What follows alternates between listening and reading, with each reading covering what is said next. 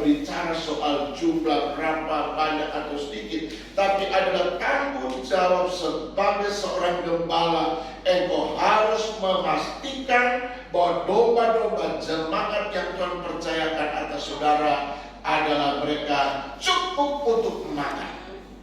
Nah, sebab itu saudara, domba ini saudara akan jadi apa? Tergantung makanan apa yang saudara berikan. Ya, lagi saudara, domba ini ke depan tergantung kepada jenis makanan apa yang saudara berikan. Apakah makanan itu cukup dalam hal jumlah, cukup hal dalam gizi, dalam kualitasnya. Oleh sebab itu, ayo rekan kerja yang dikasih Tuhan, tugasmu memastikan bahwa orang-orang yang Tuhan percayakan untuk saudara gembalakan cukup makan. Nah, sekarang pertanyaannya adalah makanan jenis apa yang saudara sajikan kepada mereka? Karena apa? Jenis makanan yang saudara sajikan itu akan menentukan pertumbuhan iman dari jemaat domba-domba yang Tuhan percayakan atas kita. Sebab itu, seperti yang kita dengar tadi, bisa tentang Delon, ya. Itu kan jemaat itu saudara kadang kala, ya tidak semua ya. Tapi menurut pengamatan saya, kenapa kadang-kala jemaat cerai? Karena nggak cukup makan. Sama coba sih, Anda lihat ibu, biar kasih ibu, coba nggak dicukupin jajan, ngomel bisa ibu. Ya, saya belajar dari istri saya ketika anak-anak kami masih kecil, supaya dia tidak ganggu maminya, tidak ganggu papinya dalam pelayanan. Dari sebelum ibadah dikasih sarapan dulu, kasih siapkan jajan yang dia perlukan. Supaya apa? Supaya kita pelayanan anak dah. Tapi kalau dia lapar, wah dia cakar kita. Ada satu kesaksian seorang pendeta sampai anaknya suruh turun dia dari mimbar. Bapak ngomongnya, aku masih lapar Pak. Wah, kisah-kisah begitu mungkin apa ya? Ya satu di antara 100 pendeta, tetapi itu sudah cukup mengajar kita, ya. Jadi kita ada dalam pelayanan domba yang Tuhan percayakan, pastikan bahwa mereka cukup makanan. Nah, jenis makanan apa yang saudara taburkan, saudara sajikan, itu menentukan akan kualitas dari domba itu sendiri. Sebab itu, karena kita mau supaya dia bertumbuh kualitas, maka kita sebagai rekan kerja, sebagai gembala juga harus meningkatkan keterampilan untuk kita memasak, ya. Memasak, menyajikan, ya. Masakan sama, tapi kalau tempatnya beda, namanya beda, wah itu juga lain kan harganya. Coba kopi tabrak sama kopi buruk. Tubruk sama Starbucks, ya beda ya. Padahal kan kopi juga kan. Cuma karena bedanya sudah sebutannya beda, kemasannya juga beda, tempatnya juga beda, harganya beda. Coba di mall sekarang berapa Starbucks satu gelas? Gantung 50.000 berarti. Nawarin kok. Berapa? Nawarin kita nih. Padahal di Simpang Bodok itu 5.000 coba. Padahal sama juga kan kopi Jojon bukan? Kopi kesini ada. Kopi asli yang dicampur jagung. Ya, jadi kita semua, apalagi saya melihat bahwa rekan-rekan kerja ini saudara bukan hanya melayani di gereja di mana saudara, saya lihat ini saya juga pantau lewat Facebook, saudara melayani di sana, di sini, di sana.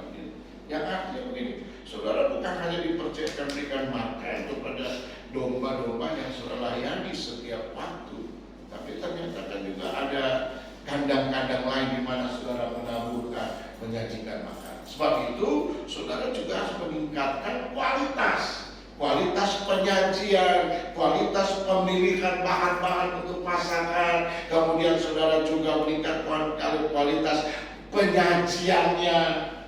Hanya yang penting udah masak. Bukan hanya itu, tapi bagaimana kemasan masakan itu, bagaimana cara menyampaikan, menyajikan makanan itu satu rentetan yang tidak bisa saudara abaikan. Sebab itu tugas pertama sebagai seorang gembala adalah memastikan bahwa jemaat atau domba yang Tuhan percayakan mereka cukup makan. Kalau mereka cukup makan dan enak dengan makanan kita, tadi kami ngobrol-ngobrol di jalan di mobil. Sekarang kan ada di Pontianak ini ada khusus jual makanan Korea ya. Wah, dengan bahasa-bahasa yang kita juga nggak ngerti karena lidah kita juga sulit ngomong, tidak familiar dengan bahasa Korea. Apalagi makanannya. Saya berapa kali saya beli saudara Indomie itu yang Korea punya. Saya lebih senang saudara Indomie Aceh atau Padang punya daripada yang punya Korea. Udah mie juga kayak balok. Kemudian agak terasa karet, bumbunya yang tak nyaman. Mungkin enggak apa namanya, dengan lidah kita ya. Jadi ayo mari teman-teman, tugas kita memastikan jemaat yang Tuhan percayakan atas kita, pelayanan di luar jemaat yang Tuhan percayakan pada kita dalam rangka memberikan makan ya. Jadi rentetannya, siapkanlah makanan dengan baik, kemas itu dengan baik, sajikan dengan baik, dan pastikan saudara juga kenyang. Ya, jangan sampai saudara memburu kekenyangan orang, saudara juga ternyata kelaparan. Nah itu orang bilang apa? Tikus mati di gelembung padi. Nah sebab itu caranya adalah apa? Saudara sebagai gembala juga membangun, menjaga relasimu dengan Tuhan. Ya, saya udah ngomong tadi di kelas itu, saya lihat YouTube-nya uskup kalau nggak salah, uskup atau apa ya, kardinal di Ambon itu. Dia bilang cuma 3 aja tugas imam pastor Katolik itu: doa, baca firman, dan ekaristi. Nah sekarang bagaimana dengan kita? Jangan kita rajin memberi makan pada orang lain, ternyata kita ini kelaparan. Nah sebab itu periksa bagaimana hubunganmu dengan Tuhan, bagaimana hubunganmu dengan firman yang dilambangkan sebagai makanan. Apakah kau cukup dengan makanan yang saudara nikmati? Ya, dua hal ini yang sangat penting. Hubunganmu dengan Tuhan, kemudian saudara sajikan makanan. Yang kedua, saudara, Petrus sampai 3 kali ditanya. Kemudian ketika kesimpulannya Yesus dengar pernyataan Petrus, Tuhan berkata apa? Gembalakanlah domba-dombaku. Tugas gembala yang kedua adalah mengawasi, memproteksi, saudara. Ya, sebab itu ada tongkat yang kayak ujung palu, ya. Supaya apa? Mengawasi, karena ternyata domba-domba itu juga, ya, pada karakternya, ya. 50-100 orang yang kita layani juga pada 100 kemauan, 100 karakter, 100 pendekatan. Maka kita sebagai gembala yang ditugaskan oleh Tuhan, kita harus mengawasi mereka. Mengawasi dari mana? Dari serigala. Serigala itu bisa bicara orang yang datang dengan sengaja atau tidak sengaja merusak, meracuni domba-domba yang kita layani, atau saudara binatang buas yang lain. Ada ular-ular tedung di situ. Nah sebab itu kita ini mengawasi. Sebab itu di grup kita tidak tidak saklek, tidak strength. Saudara boleh membangun hubungan dengan pendeta siapa saja, tetapi saudara juga harus punya filter. Yang saudara ajak kerjasama ini siapa? Pengajarannya kayak apa? Pribadinya kayak apa? Pernikahannya kayak apa? Karena apa? Itu mau tidak mau semakin lama kita bergaul, itu saling mempengaruhi satu dengan yang lain, itu pasti ada. Ya, waktu saya sering tekankan, saudara yang melayani di GBI, kita yang ada di GBI, tata gereja, pengakuan iman itu harus menjadi patokan, saudara. Ya, sekarang dengan beredarnya begitu banyak pengajaran, ya kita ini sebagai gembala harus mengawasi pengajaran ini ada racunnya apa enggak. Karena kalau ada racun ya mungkin hari pertama makan tidak ada gejala dan segala macam, tapi kelak nanti di ujung sana kita yang repot, saudara. Ya, begitu juga saudara hal pengajaran.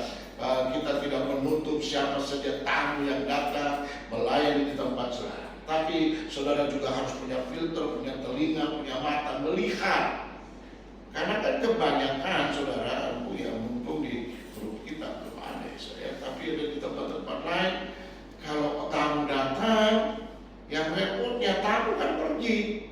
Istilah orang, dia yang kasih makan, dia yang makan, kita yang cuci piring.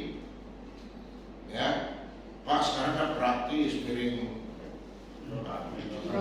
rotan, kasih kertas, saya makan uang, sudah tidak perlu dicuci. Tapi juga itu kan perlu disusun juga kan. Jadi hati-hati dengan pengajaran, karena saudara punya tugas sebagai gembala mengawasi makanan apa yang masuk, pengaruh apa yang masuk. Nah sebab itu saudara boleh kerjasama dengan siapa saja, ya.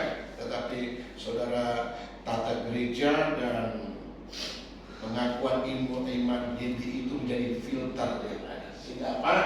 Kita sehat di dalam pelayanan yang ada. Dan kita memastikan bahwa domba yang kita layani cukup makan dan mereka diawasi. Dan yang ketiga, saudara, tugas gembala adalah mengembangkan, ya, memastikan saudara domba-domba yang kita pelihara, kita jaga itu mereka mengembangkan, diberdayakan, supaya apa? Ada istilah kan yang melahirkan domba kan, bukan gembalanya.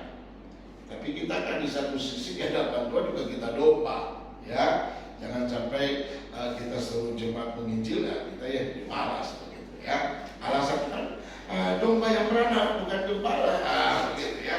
Jadi saudara mengembangkan semua potensi yang ada di jemaat itu dikembangkan, sehingga apa diharapkan supaya apa lewat jemaat yang Tuhan percayakan kepada kita ada banyak orang yang diberkati, ada banyak orang yang merasa diperhatikan, dipedulikan oleh Tuhan.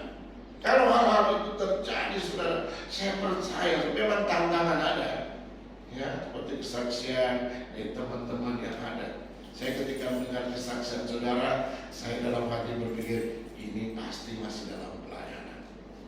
Kalau kumpul begini nggak ada masalah lagi, ini kemungkinan dia tidak pelayanan lagi.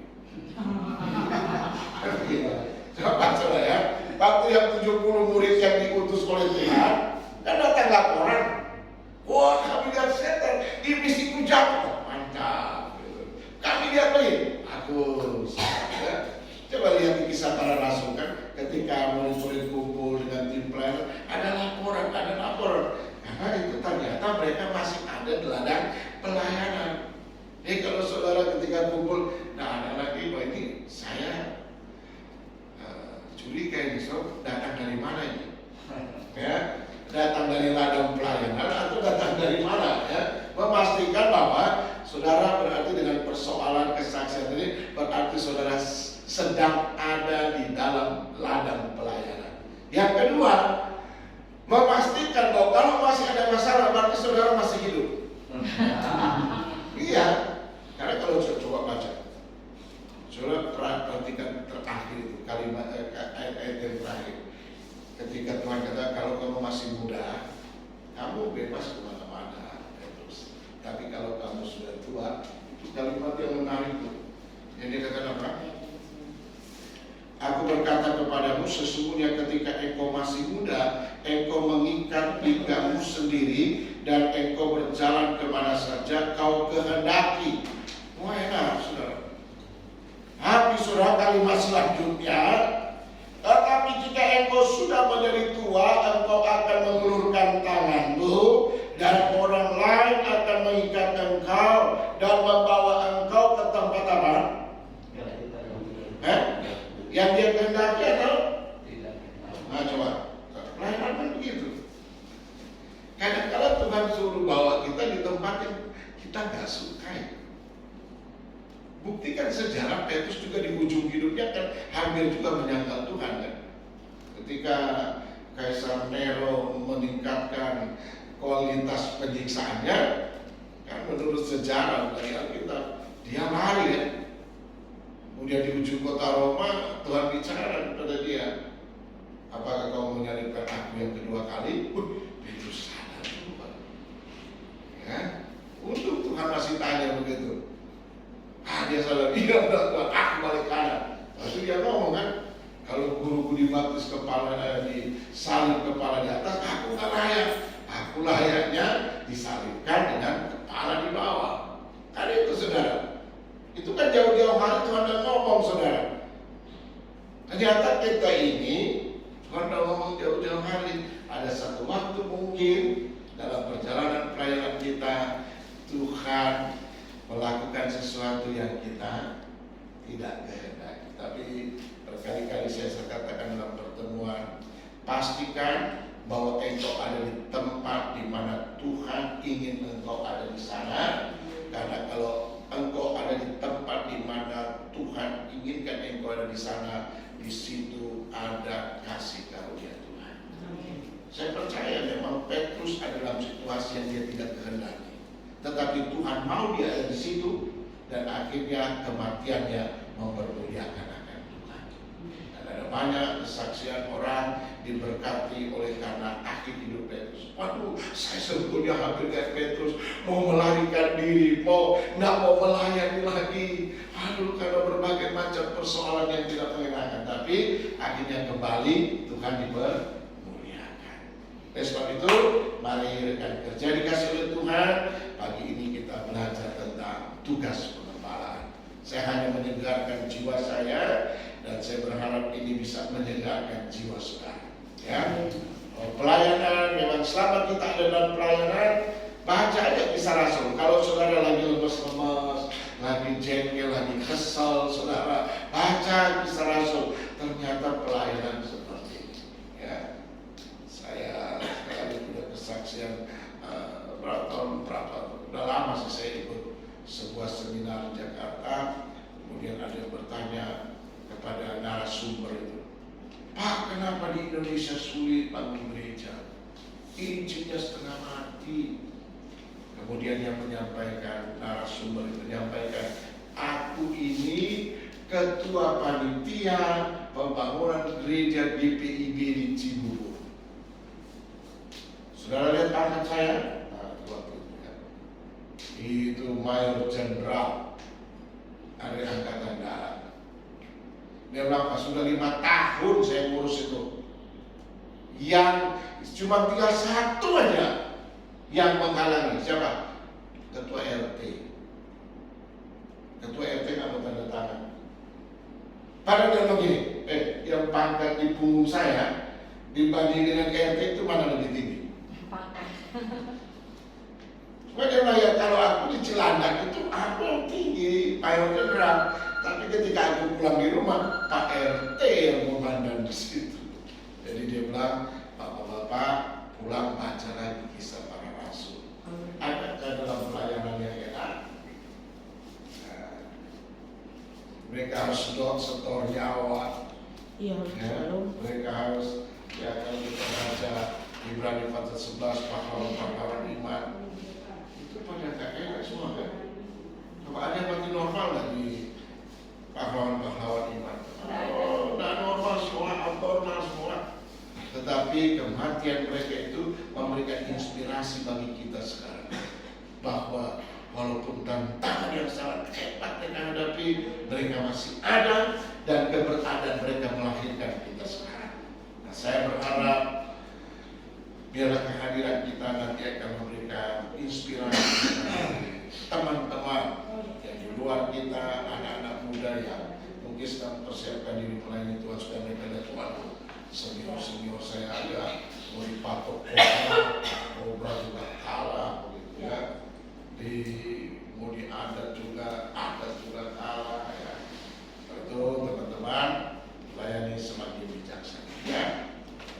Kita sedang menghadapi juga kondisi sih memang sesudah tahun 98 itu memang kebangkitan adat orang Dayak. Ya, mereka mulai menemukan mana hukumnya, mana struktur adat itu kan sejak itu dikembangkan kembali sampai hari ini. Ya, bahkan kami di Santo sedang menjajaki untuk ada sebuah seminar antara gereja dan adat supaya bisa saling menghargai di lapangan masyarakat yang ada, ya. Karena kita ini GBI di Santo ini dijulukai oleh orang adat itu. Ini gereja anti adat, ya, anti adat, saudara. Ya, jadi beberapa kali kan dalam pertemuan, aduh saudara, kita ini sampai ada orang pelantikan pengurus adat di Kecamatan Paridu di Gedung Sinai, ada Pak RT datang ke rumah. Pak, ini gereja apa nih? GBI. Wah, ini tadi dibicarakan Pak di rapat. Kenapa? Gereja Bapak ini anti adat. Coba saudara. Jadi itu mah kita disoroti. Nah, sebab itu beberapa tempat kami di Amang, di Kronang kami mulai coba mengadopsi kearifan lokal, walaupun itu sangat sulit dan penuh kehati-hatian. Contoh di Amang saya dengan Pak Regi begini, besok ada apa yang nggak boleh keluar pantang, gitu. Pak Regi diskusikan akhirnya mereka bikin doa. Jadi Katolik dengan GBI bikin doa malam. Pak Regi diminta khotbah, Katolik yang liturgi. Tapi mereka udah lapor dengan pengurus adat, besok waktu upacara pantang kami tidak ikut lagi karena kami sudah berdoa di gereja untuk keselamatan dusun amal. Dan akhirnya Pak Regi dengan beberapa orang Katolik itu tidak pergi lagi di bawah pohon besar untuk mereka bikin upacara. Nah, saya di Kronang begitu. Kalau gawai itu, karena ternyata suku Dayak Ribu itu pusatnya itu di Kronang. Ada ritual khusus. Nah, saya ngomong sama para dusun, oke, kita juga menghargai adat. Dengan cara apa? Waktu gawai itu kita doa, bawa semua parangmu, bawa padimu, bawa ke gereja, kita doakan. Dan saya ngomong sama ketua adat, wah, terima kasih. Karena Pak, kita berdoa juga, izinkan kami berdoa sesuai dengan keyakinan kami. Ya, hal-hal ini memang ini tidak mudah. Kadang kan kita mau berubah filosofi seseorang.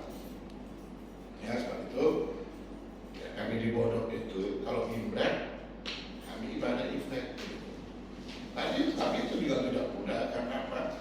Merubah filosofi manusia. Jangan-jangan dia dalam nama Yesus, tapi dia masih pikir punggungnya yang itu tuh nggak mudah. Tapi kita berusaha supaya apa?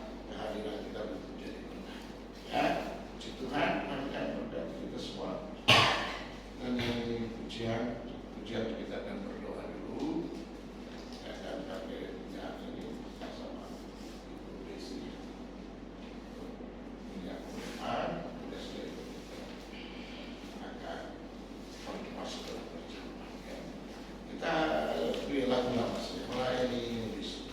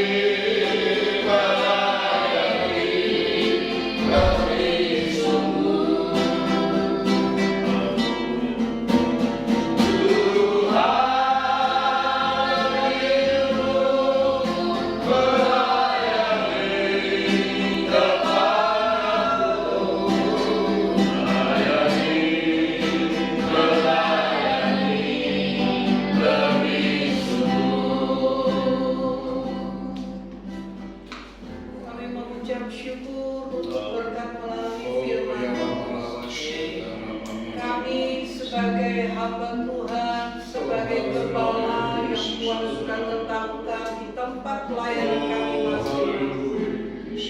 Kami membutuhkan kekuatan yang datang dari firman dan Roh Kudus bagi kami. Untuk kami terus bertumbuh di dalam pengenalan akan Allah dan kami boleh terus berkembang pada jemaat yang Tuhan percaya untuk kami layani. Biarlah kami mengingat tugas dan panggilan kami sebagai seorang gembala. Biarlah kami juga menjadi gembala yang terus mau digembalakan oleh Allah. Kami tidak keluar dari jalur yang seharusnya. Kami terus menjaga diri kami, Tuhan, supaya kami tidak menjadi batu sandungan untuk rekan sepelayanan, bahkan jemaat yang Tuhan percayakan atas kami.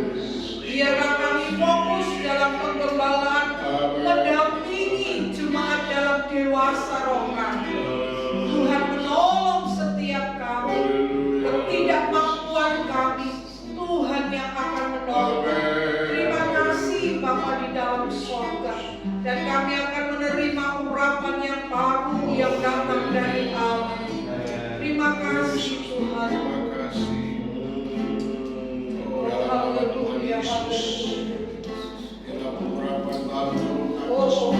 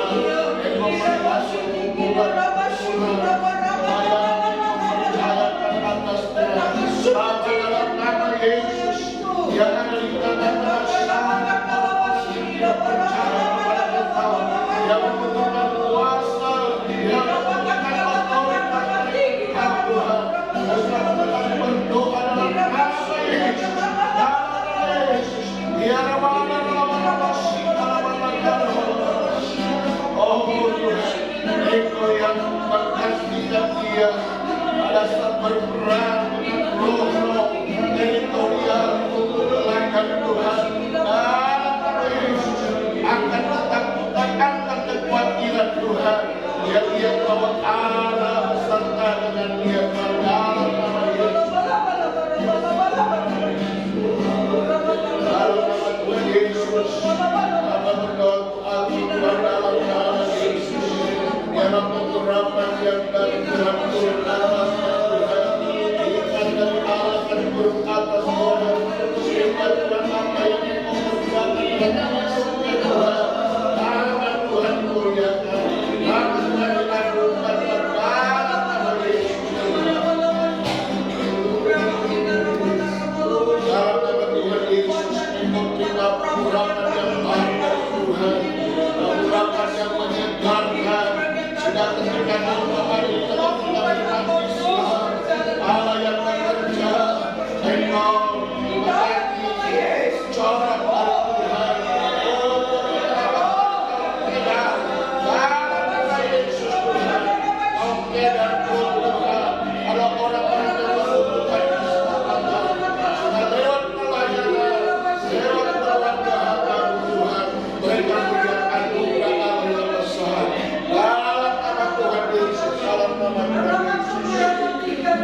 Dalam nama Tuhan Yesus, kami akan mengatur dalam tangan Tuhan, dalam pengurapan baru turun atasnya, sehingga lewat kehidupan yang ada hikmat Allah, sekali mana pun dia berada, dan diperjumpakan dengan orang-orang yang Engkau selamatkan.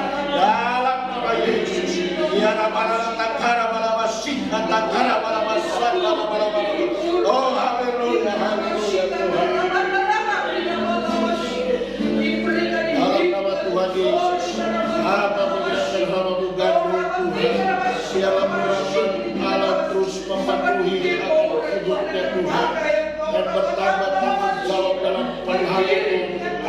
hadirat Allah yang mengalir dari hidup. Dalam nama Tuhan Yesus, dalam nama Tuhan Yesus, Allah mengurapi kami.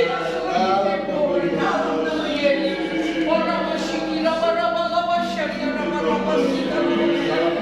Oh, haleluya. Dalam nama Yesus. Raba-raba-raba, syariah, raba-raba-raba,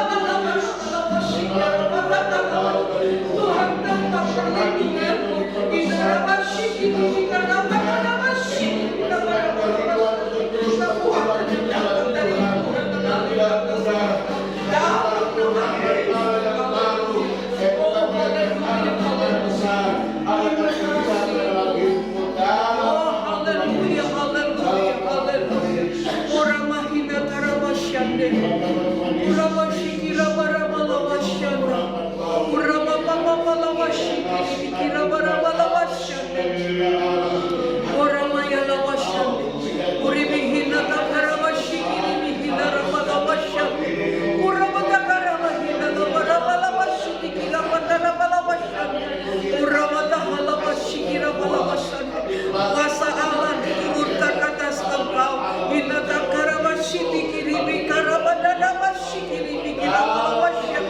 Melayani dalam kekuatan dan kuasa Allah.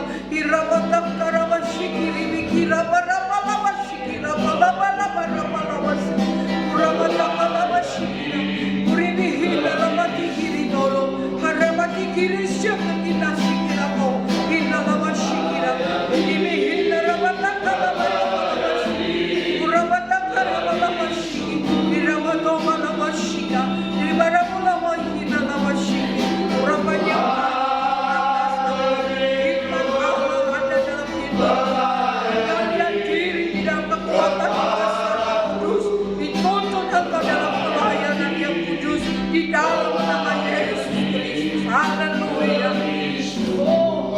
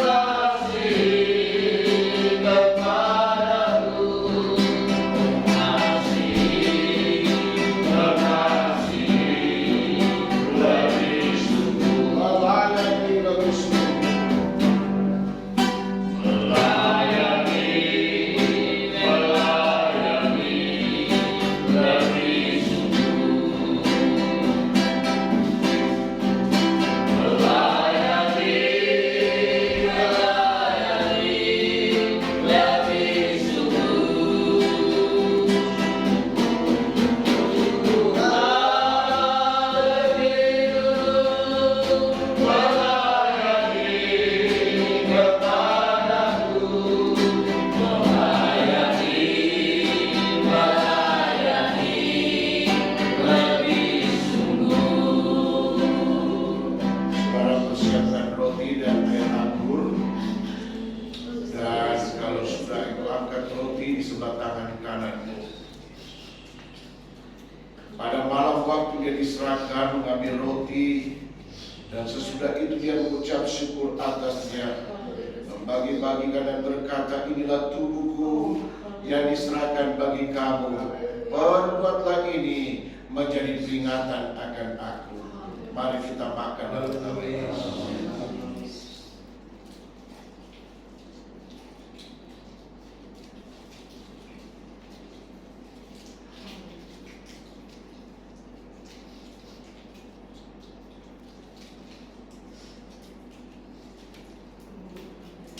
Demikian juga sesudah makan dia mengambil cawan dan berkata, cawan inilah perjanjian baru yang dimeteraikan oleh darahku.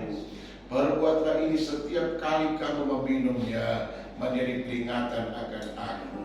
Mari kita minum dalam nama Yesus.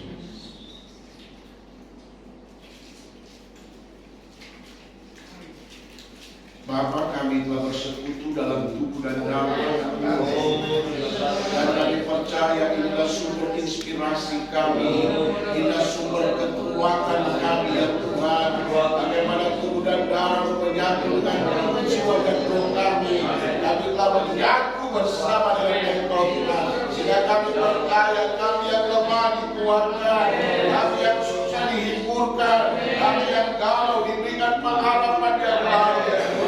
Sehingga ketika kami kembali dalam keluarga rumah tangga kami, dalam pelayanan yang Engkau percayakan, kami percaya ada visi yang baru, ada mimpi yang baru untuk kami kerjakan.